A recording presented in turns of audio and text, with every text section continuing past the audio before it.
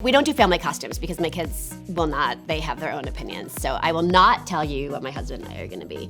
My daughter wants to be Sailor Mars from Sailor Moon and Japanime, and my son changes his mind weekly. This week it was Pokemon, last week it was Deadpool, which I don't even know how he knows who Deadpool is. He is not watching Deadpool. I guarantee you he has never seen Deadpool. No offense, Ryan Reynolds, you're awesome. I love the movie. My 7-year-old's not watching it.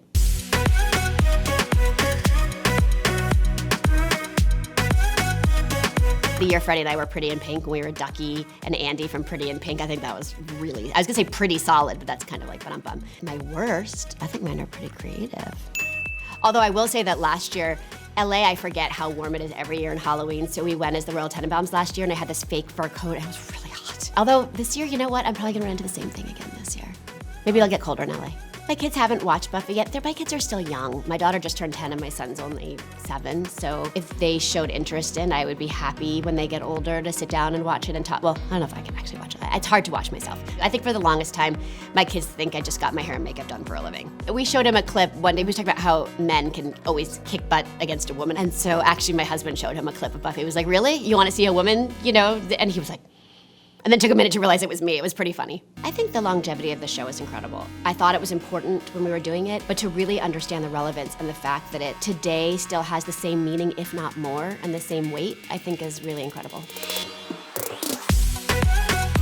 At the end of the day, it's about where the better stories are being told, and I think that that's television right now. But to be honest, it always was television, because television is where you really get to go in deep, where you get to tell not just a beginning, a middle, and end. I look at Buffy, which was a movie, and I love Buffy the movie, but it could only scratch the surface. You could never get the depth and the social commentary that you could get when you tell it over a period of time. Sometimes I Lie was based on a book that's a big bestseller, and as an actor, you read books, you watch movies, and very often you're sort of ahead of the narrative. You know what's coming, you go, oh, this twist. This was the first book I'd read in a long time where I was continuously surprised. Where I said, wait, I didn't see that coming, wait, that's that. And I was like, I have to make this, and I have to be a part of this. And I had to track down the author and convince her and beg her, and she finally gave in, and we were talking about writers, and I thought, like, who writes female complex characters? And Robin Swikart is one of my all-time favorites. I mean, Memoirs of a Geisha and Little Women. And I thought, there's no way she doesn't write for television. We sent her the book and she just fell in love with it. I don't know if anybody will top my excitement of getting to work with Robin Swikart, because that to me is like such a career high. And to tell sort of the true story of the underside of female friendships and how that works and the toxicity that can exist among females.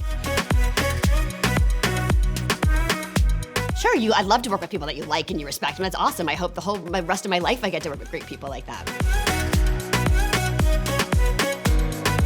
There's so many ways to support anyone going through a trying time. It can be hard on the other side as a friend because you feel extremely helpless. But what are the things that are difficult in their lives at that point that you can make a difference in? Whether it's sending food, sending flowers, offering to pick up children, clean someone's house. There are so many things that become extremely difficult when you're ill because your focus needs to be fighting that disease, and every attention and every focus needs to be on that. And sometimes it's just showing support, knowing they're not alone, knowing that they have people that love them out there.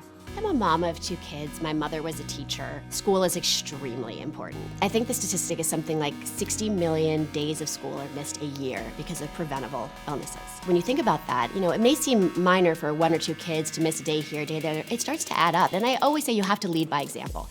So as opposed to telling kids wash their hands, go wash your hands. Like, you wash your hands, your kids will wash your hands. Why should you just clean up a classroom? Why shouldn't children help clean up a classroom and take ownership that this is theirs and they're all part of the community?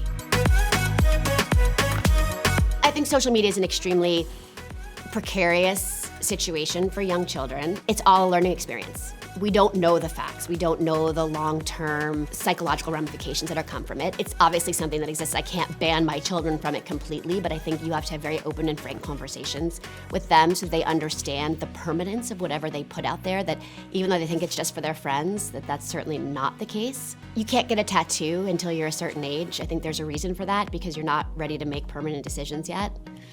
I think that in its creation initially, if I'm not mistaken, like Facebook was, you had to be over 18. High school can already be extremely isolating and people already feel left out if there's a party they weren't invited to. At least in my day, you heard about it on Monday, it already happened.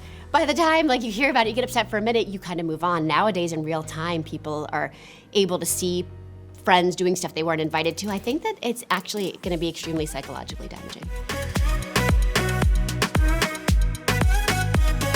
Look who's ever home. Oh, me. Oh, daddy.